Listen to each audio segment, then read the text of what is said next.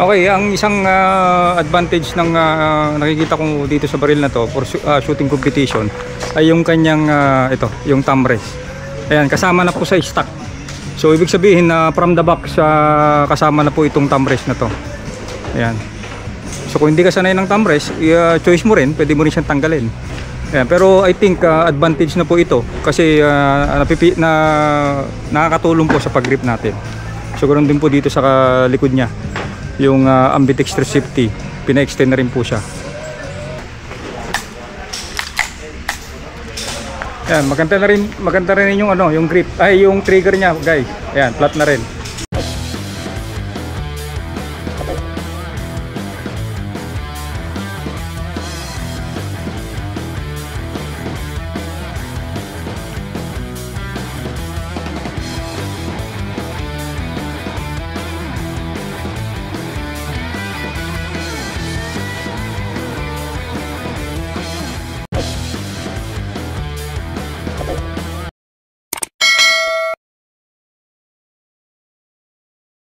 Ayun guys, kasama natin ngayon yung isang pinagpambato natin sa Pilipinas, isang world champion ng standard division. Walang iba kundi si Bro Texon. Ayan, igagan review lang natin guys yung barrel na ginagamit niya ngayon. Supposedly, bro, yan ba yung gagamitin mo sa parating na world shoot? Opo, ito mismo, main gun po natin. Ayan, paki-share naman sa ating mga viewers. Ano yung barrel na yan? Anong specs niyan?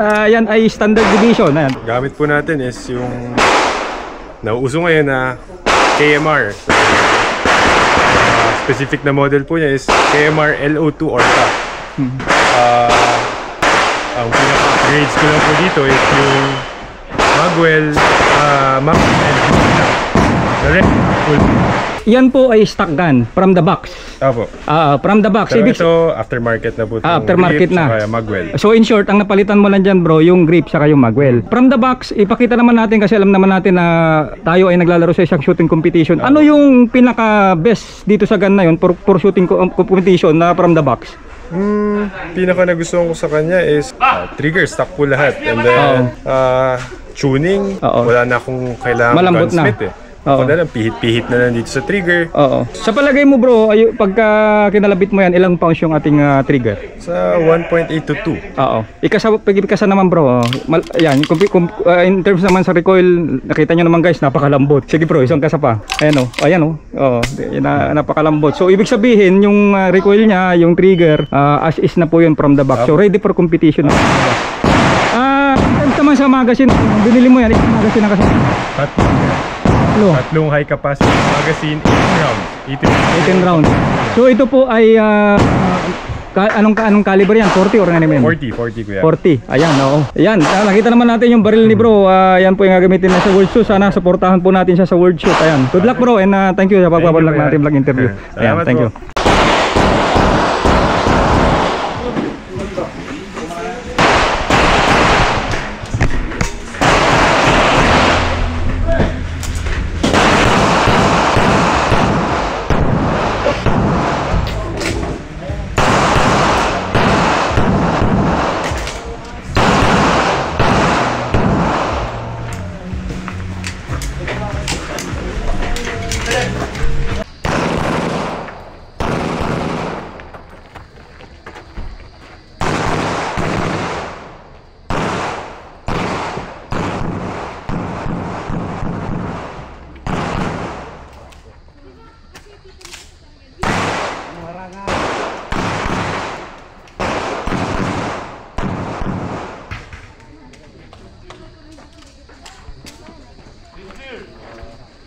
Two, three, 2, 5.